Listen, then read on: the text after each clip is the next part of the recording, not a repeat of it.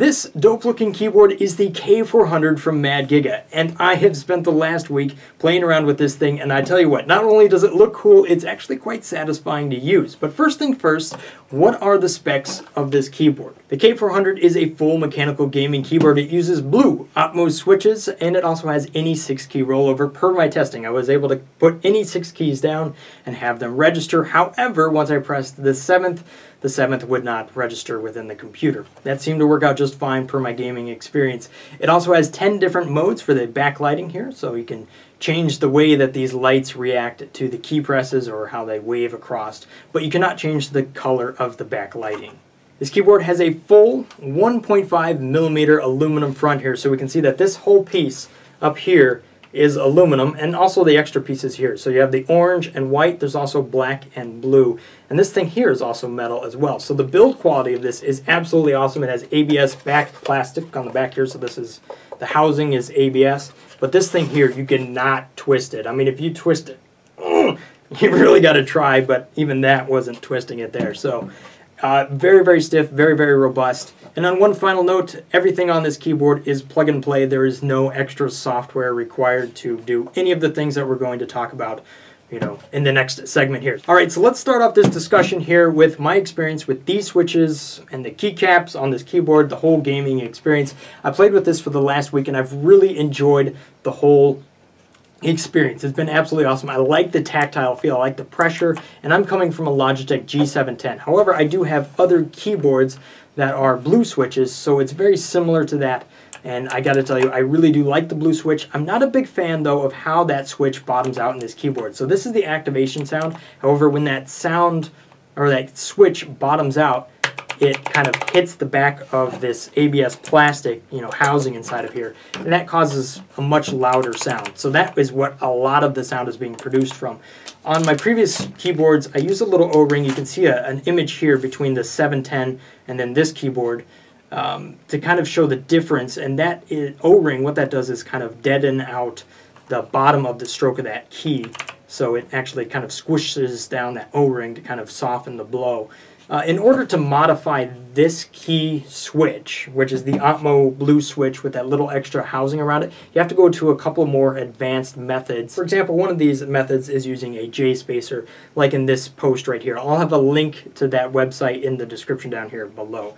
But as far as the actual gaming experience and the keyboard as it comes, I really do enjoy it, and I like these switches, and it's just a very crisp feel, and the keycaps and stuff like that do not feel all that wobbly on top of the switch or that whole mechanism. It feels really sturdy, and as far as build quality goes, this thing seems top-notch. I really do enjoy it, and I like the surface that I play on. Cool, good enough. Let's get into the fancy bit. So let's go ahead and talk about the different LED color changing modes on this keyboard. So the backlighting is pretty fancy. So what you can do here is press the function key and the insert button, and that will change the way that this keyboard responds to your inputs, or the way that it kind of just displays its backlighting, whatever you have. So this is the little manual here. I'm going to go ahead and read through the different function modes here and give you a preview of what these modes look like. Mode number 1 here is the S-shaped backlight. You can see the lights cascading across the keyboard. To me, this is a little bit distracting, but it looks pretty cool for a demo every now and then. Mode number 2 here is just simple full backlighting. Beyond that is the per key backlight. So when you press a key, that key will stay illuminated for a determined amount of time, and you can change how long that is. We'll talk about that in a moment. Mode number 4 is game mode. So keys 1 through 8 have different backlit keys, essentially based on kind of standardized key layouts for various types of games. You can see those presets right here. Beyond that, in game mode, both keys 9 and 0 are 2 modes that you can record your own backlights. So you can see it here. You're just pressing different keys, and those are illuminating, and then that will be mode 9 or 0, if you want to use that for whatever custom game that you have.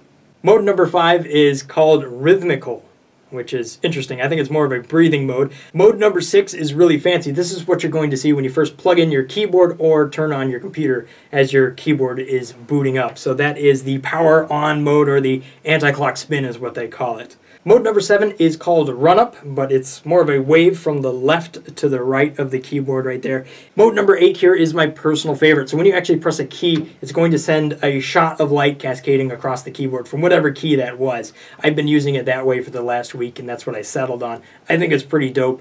Mode number 9 is actually kind of interesting. As you press a key, you kind of get a ball of light surrounding it. So every key within 2 spaces of it will illuminate, and I think that's pretty cool as well. Mode number 10 here is called Waving Mode, so it has a band of light that's moving from the top left of the keyboard down to the bottom right. That's pretty cool. I like that as well.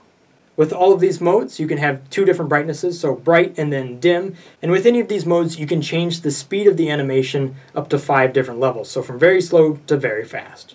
Alright, so let me give you my final thoughts on this keyboard. As far as the build quality goes, I think it's absolutely awesome. I like the switches, I like that tactile feel, and I like the fact that they use this nice metal top. You don't get that a whole lot, especially something this thick and this stylish. It is really quite a chunk of keyboard, and I like that. The other thing is I do like the lighting animations that are on the back of this keyboard. However, I would have really liked these keys in order to be able to illuminate any color that I want with a little bit of software. That would have been real nice, and you know, some of the competition is doing that, having a full spectrum of colors, because I would have liked to have all of this be just an orange if I wanted it to, or maybe program it per game or something like that. However, what you see here is what you get, so you can't necessarily have everything. So that's one of my nitpicks. My other nitpick is that the functions, there isn't a function key on the keyboard, and if you press the F keys, you'll open things like, you know, a calculator, or volume up and volume down, and all that fun stuff, since there aren't dedicated keys for volume and stuff like that. And those the functions are not printed on the keycaps themselves in any way, so you just have no idea what it is unless you memorize the manual here. So that's my other nitpick. One final nitpick I have is that it doesn't have an extra USB port on the keyboard. I always find that to be really helpful. For me, I use it all the time on my Logitech G710. But this one doesn't have it, so that's another nitpick. So is this my new favorite keyboard? Well, I would say it's tied with my favorite keyboard, which is the 710. The 710 is a little bit easier to live with because it's quieter, and it also has some dedicated features that this one simply doesn't have. But I do like the fancy lighting in the back, and I think that's really dope. The styling of it is freaking awesome. I love to have it on my desk. And the feedback and tactile feedback as far as gaming on this thing is absolutely awesome. And I enjoy it more than any other keyboard I own. So I like that feel of it. And I like the fact that this is aluminum, which kind of feels cool to the touch as well. So that's pretty awesome. So I really do like this keyboard. I wish it had an option for coming with brown switches, and I also wish these switches didn't have that extra little post material, so it was easier to modify and make it a quieter, you know, so that I could live with it a little bit easier for the stuff that I need to do, which involves a lot of recording. So there you have it. That's my review for the K400 from Mad Giga. Let me know down there in the description below if this review was somewhat informative or helpful. Hopefully you did find that. And I'll see you again next time. Thanks for watching, guys. Stay awesome. Peace.